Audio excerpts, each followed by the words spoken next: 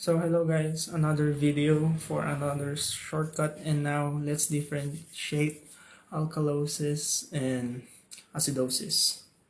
So first, yung alkalosis, kapag dito naman spell out mo yung alkalosis and lakihan mo yung K at L because the potassium will be low.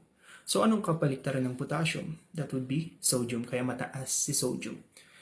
Now, sa acidosis naman, spell out mo lang, then lakihan mo yung D at yung S. So, magiging decrease ang sodium, kaya ang kabaliktaran nito, mataas si potassium. So, going back sa alkalosis, since mababa ang potassium, anong gagawin mo?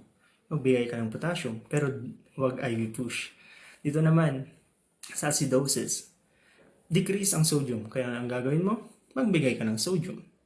Pero dito, alamin din natin kung saan ang coma and seizure, ang nagkakos ng coma and saan din siya nagkakos ng seizure. Actually, the alkalosis, dito siya nagkakos. Kapag alkalosis, mas prone ka sa seizure. And kapag acidosis naman, mas prone ka sa coma. Kaya yun lang po.